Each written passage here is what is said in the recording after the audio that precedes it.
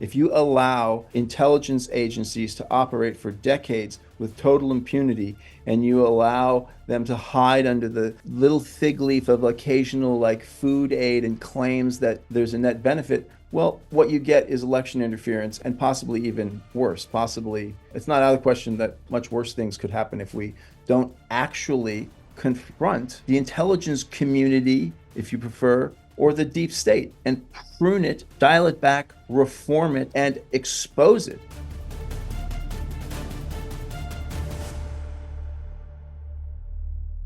Welcome to Undercurrents, our daily news show from Unheard's Washington Bureau. We are here keeping an eye on all of the crazy stuff going on in the first weeks of the Trump administration. Today's guest is Christian Parenti. Make sure to subscribe over at undercurrents.tv for the full premium experience of the show. Join the Undercurrents community.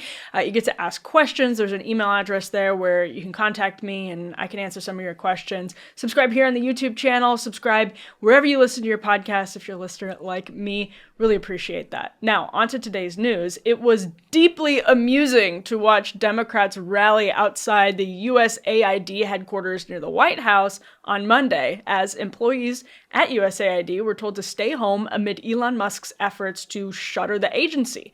It was the fringe left for years that identified USAID as a source of imperialist power and a CIA front in the effort to contain communism. Musk tussled with the agency as Doge gets to work cutting down the government. The BBC summed it up like this, the recent activity around USAID. Top officials have been placed on leave or resigned in the last 2 days following clashes with Musk's Doge. Members of Doge clashed with the security officials after requesting access to a highly secure area used for reviewing classified information, the Washington Post and CNN reported this weekend, end quote. Now, in the early hours of Monday morning, very early hours, Musk jumped onto an X Spaces call and had this to say. As we dug into USAID, it became apparent that what we have here is not an apple with a worm in it, but we have actually just a bowl of worms. And so at the point at which you don't merely, if you've got an apple and it's got a worm in it, maybe you can take the worm out. But if you've got actually just a bowl of worms, it's hopeless. And USAID is a bowl of worms. Mm-hmm. There is no apple. And when there is no apple, you've just got to basically get rid of the whole thing. That is why it's got to go. You know, it's beyond repair. So. Asked about the scuffle by reporters on Monday afternoon, here's what Donald Trump had to say. Will it take an act of Congress to do away with USAID, or do you believe you have? I don't know. I don't think so. No, if not when it comes to fraud. If there's fraud, these people are lunatics.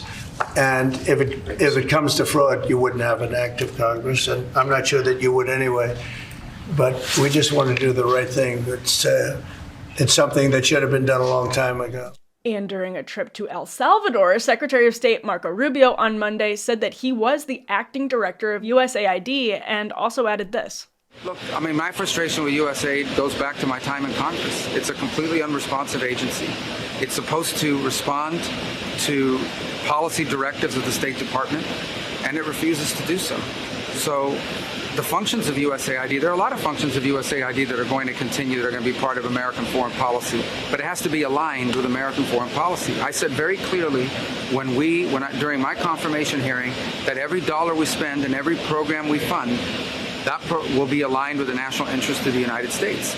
And USAID has a history of sort of ignoring that and deciding that they're somehow a global charity separate from the national interest. These are taxpayer dollars. So is USAID finally being brought to heel? Is it being shut down completely? Why are self-identified leftists like AOC now defending USAID from Musk's efforts to thwart it, while anti-communist hawks like Marco Rubio are supporting its dismantling? The USAID is short for the United States Agency for International Development, which John F. Kennedy signed into law in 1961. Now, I cited BBC earlier because I like reading foreign reports on the program. A lot of people outside of the United States are actually more familiar with USAID than we are here.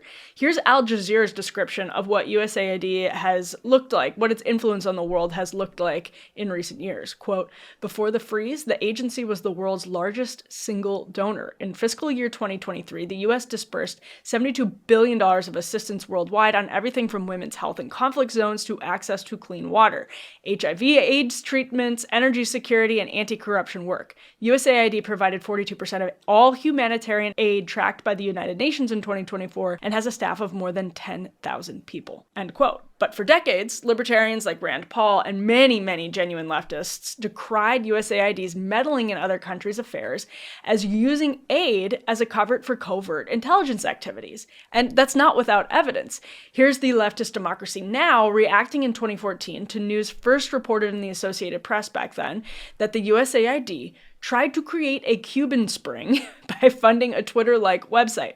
Foreign Policy ran down many other instances in 2014. Cuban Twitter is just one of those many examples that today's guest is going to help us walk through. Christian Parenti is a professor of economics at John Jay College. His most recent book is Radical Hamilton. He has covered this issue extensively for years. I could hardly think of a better person to talk to all of this about. And of course, before we get into it, I just want to preface this by saying this is a conversation that is separate. At the moment, we're going to talk about USAID's influence through foreign aid. It's separate from concerns about Elon Musk delving into the sort of operations as a private citizen who is not a government employee. There's some technical stuff around this, but who's not a government employee delving into the work of the government. We've been talking about that a lot, actually, and we're going to talk about Elon Musk right now for sure.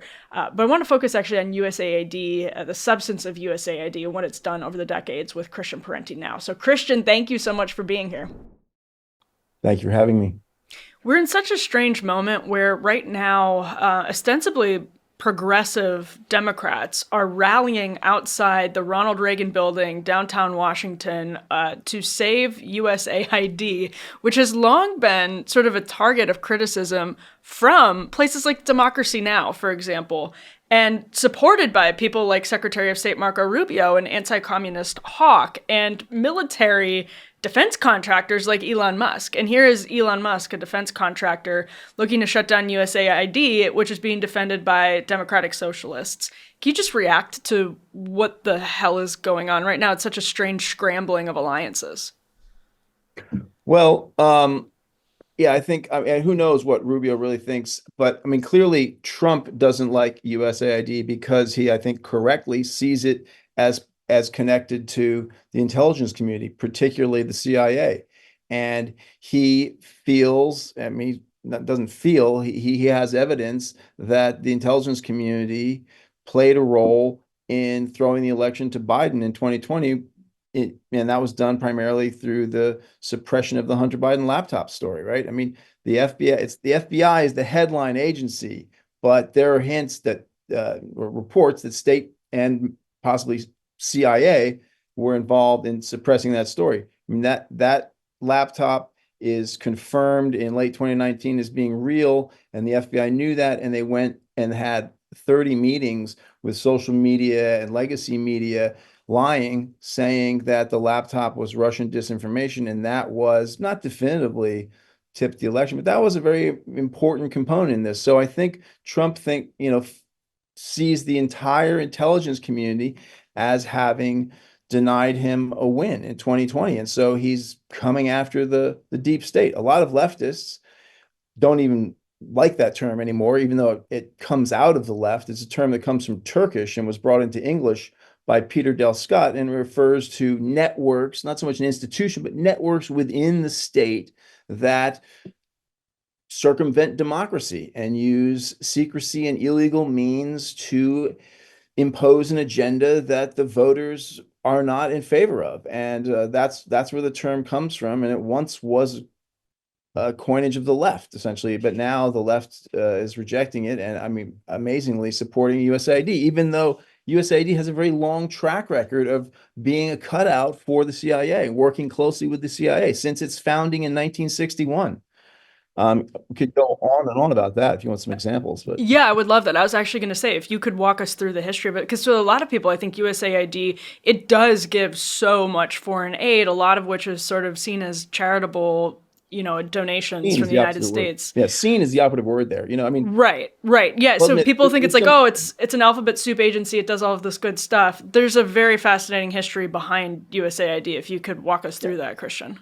I mean, for a long time, for more than 10 years, it has something called the Office of Public Safety that works closely with the CIA in training police forces in the global South.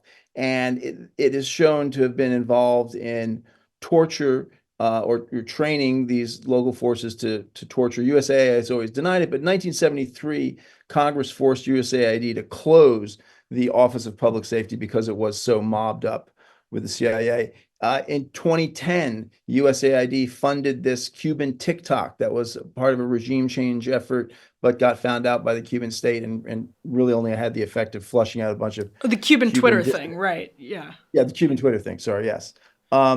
A WikiLeaks cable released in 2013 showed how USAID had a 5-point plan for infiltrating Hugo Chavez's political base in Venezuela and the aim was to sow division and sort of divide and weaken Chavismo from the inside. There was another USAID funded destabilization effort in Cuba that was found out around the same time. A guy named Alan Gross went down there to organize and fund among the Jewish community in Cuba to try and foment dissent against the government there, and was found out and sentenced to 20 years in prison. Evo Morales, when he was president of Bolivia, expelled USAID because he found it to be doing the same sort of thing, funding and training opposition. A lot of this is billed as capacity building, but it's really part of the U.S. regime change playbook.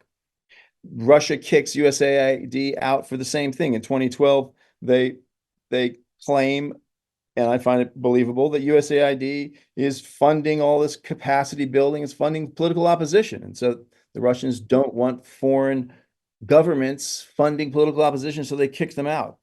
USAID has a very important role in the biodefense program. I've written extensively about this for Compact, right? There's a bioweapons program coming out of World War II that's shut down by Nixon and culminating with a treaty in 1972, but there's this loophole that allows biodefense. Bioweapons are made illegal after 72, but biodefense research is allowed, and that's where gain of function tampering with viruses comes from. USAID plays an enormous role in that whole scene through a program called PREDICT, where they go around and they fund the collection of viruses that can then be manipulated, not for offensive purposes, but for defensive purposes, to build medical countermeasures. But the danger is in the scientific tampering, right, with these viruses. And some USAID money went to EcoHealth Alliance, which was the main pass-through that Anthony Fauci used to fund gain-of-function research in Wuhan, where it seems very clearly now that the virus escaped from the Wuhan lab. And what that was all about was trying to get inside the Chinese biodefense establishment to get access to their library of viruses and pathogens, to know what they were doing. Why would the Chinese allow that? Because the Chinese thought, well, maybe we can pick up some cutting-edge proprietary technology from the Americans if we allow them in to this important lab. The point is that it's just totally dangerous, and none of that should have been done. Even food aid can be critiqued. There are times when it's very important to bring food to people in the midst of a famine, but a lot of this direct food aid has the effect of crashing local markets. It just destroys the prices and puts local farmers out of business and leads to the indebtedness and land loss and the consolidation of land holdings in much of the global South. So even some of the sort of more justifiable aid work that USAID does can actually be pretty harshly critiqued. I mean, funded opposition against the Awami League. Not that any of these parties that are targeted by USAID are angels, but the point is, like, is that what we want our government to be doing? Going around undermining other governments and crashing them? I don't approve of that. I don't think that's good, in part because it often leads to vacuums and chaos. USAID helped fund the uprising in 2018 in Nicaragua against the Ortega government. And it similarly helped fund the opposition to the Assad regime in Syria. Now, I'm not saying Assad's a nice guy, but it's like, this is regime change. That's what this is. This is a tool of the CIA and the larger intelligence community to destabilize much of the world. And I mean, that's American imperialism. And I don't think American imperialism is good for the world. And I don't think it is good for the United States of America. I don't think we benefit from helping to create state failure and civil wars all over the world. I think that's very, very dangerous and bad for us here in the US. Yeah, I mean, just to put this into perspective, the highest recipient of USAID support in 2023 was Ukraine. And that is something that has obviously been inflammatory. Let me ask Christian about this quote from Andrew Natsios. He was a USAID administrator, and in 2020 he wrote, quote, "I would argue the greatest USAID success story during the Cold War were those directly connected to U.S. national interests. These successes certainly benefited the United States, but they also benefited developing countries as they transitioned to become advanced developed countries. While there certainly have been political aid failures, there have been far more successes." What do you make of the argument that in the aggregate, USAID has been, a net good? What do you think about that, Christian? No, I disagree. I think that its ties from the beginning to the CIA are too close and too numerous. And I think that if the goal of US foreign policy is economic development and democracy in the global South, what we need to do is stop undermining other countries' governments.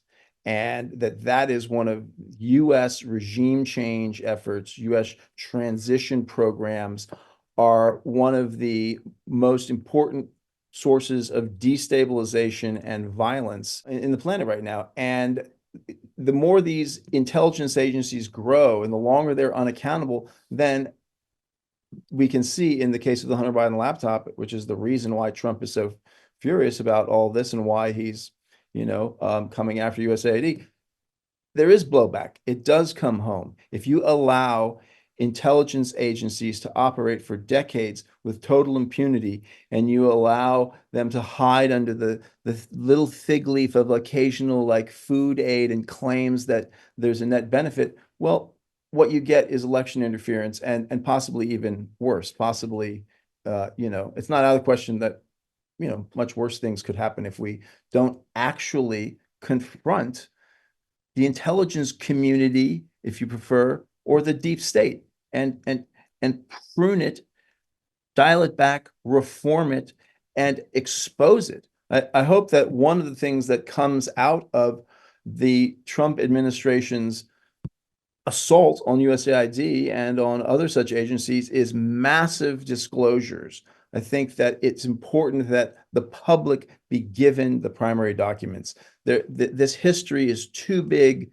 to be handled just by the government. It has to be made public so that journalists and historians can see what's really going on, and we can understand for ourselves as a people, as a democratic society, what it is we've been paying for decade after decade. I mean, USAID $63 billion, I believe, was their last budget. This is an enormous amount of money. Truly. I mean, just an incredible amount of money. And I'm wondering what you make of Elon Musk's role in potentially being the person to shut down USAID. Obviously, it would be happening under the authority of Donald Trump. They don't know right now. Trump just did a press conference. It's sort of debatable whether this ends up going through Congress or if Doge and Musk can just get Trump to kind of sign off on it. But I'm curious, as a defense contractor, somebody like Elon Musk, whether it's Starlink or SpaceX or Neuralink or his AI companies, whatever it is, he has a lot of involvement in geopolitics. So what should we make of Elon Musk being the guy who's now running this assault on USAID? I mean, it is definitely problematic to have someone who's not elected and someone who has evident conflicts of interest of exactly the sort you described, getting contracts with the government. But nothing else like this has happened in a long time. I mean, you have to go back to the Church Committee hearings of 1977 to have anything like this level of shaking the cage and opening the vaults of the intelligence community and their adjacent agencies like USAID. So yeah, I'm not in favor in principle of the role that Elon Musk is playing, but I'm also not going to pretend that this isn't a pretty unusual moment here. And Congress wasn't doing it USAID is not going to do it on its own. It's like, we have a deep problem here. And yes, I'm not comfortable with the unorthodox conflicts of interest posed by Elon Musk. But at the same time, I think it's really important that we focus on these disclosures and realize that, we can't just chit chat about this among the professional classes and suggest some reforms. I think that this, gloves off assault on these agencies and is important. And it's going to shock a lot of people, but I think that's what has to happen against such entrenched power structures. And Christian, my last question for you, as somebody who's spent a lot of time thinking about disclosures, not only about the USAID, but also about, for example, assassination files, which Donald Trump has promised to declassify. We'll see what actually ends up getting declassified and when. But if Donald Trump ushers in an era that is sort of church committee-esque in terms of disclosing the activities of intelligence communities, let's say we do get disclosures out of USAID, let's say we do get genuine disclosures about Kennedy assassinations, MLK assassination, the argument from the quote unquote deep state has been for a long time, this is destabilizing. What do you think, or how do you think some of this could affect the morale of the American public? How can that blow maybe be softened? What do you make of this potential era of disclosure? I don't think it will be so destabilizing to the American public. We have the example of WikiLeaks and the Snowden files, that those revelations actually were received by many Americans as confirmation. A lot of people, the tip of the iceberg has been exposed for long enough that there are a lot of people in the American public who have a basic sense of what's going on with these intelligence agencies and their allies and how they undermine democracy here at home, how they seed the world with destabilization, and they don't like it. They don't want that being done in their name with their money. So I don't actually think there's going to be some sort of mass panic. I think actually a lot of people are going to treat it like a confirmation. Like, see, I told you. That's what I've been saying at Thanksgiving for 10 years, right? Nobody listened to me. Now I got the documents. I don't think that's going to be a big deal. I think it's going to be destabilizing for these permanent, unaccountable bureaucracies. And that's a good thing. They do need to be destabilized.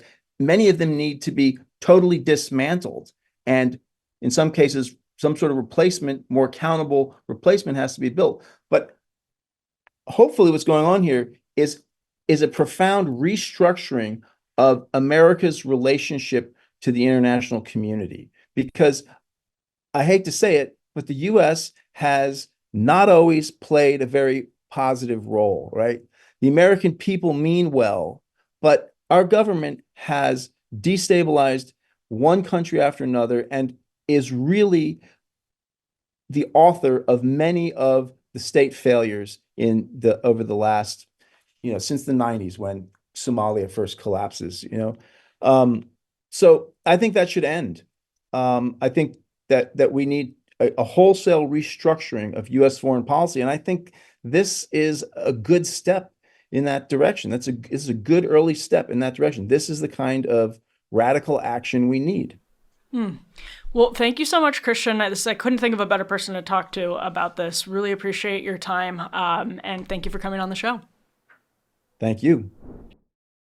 Thank you so much for tuning in to this edition of Undercurrents. It was so great to talk through this with Christian, who has written some really excellent reports on all kinds of USAID related and intelligence community related misconduct over the years. So a really great person to sit down and talk to about this. It's going to be absolutely wild if after all of the sort of hand wringing from the fringe left and right, who, by the way, I say that not pejoratively, were correct about USAID meddling for a long time. It's going to be wild if after all of that, the decades of hand wringing on the sort of fringe, it is an oligarch who shuts down USAID. Just a crazy turn of events, and that's why we are here in DC covering it every day, covering this administration, covering, just as we covered the prior administration, but covering politics here in DC because it's scrambling. So many different affiliations, and things are getting very unpredictable. So we're here every day. Make sure to subscribe.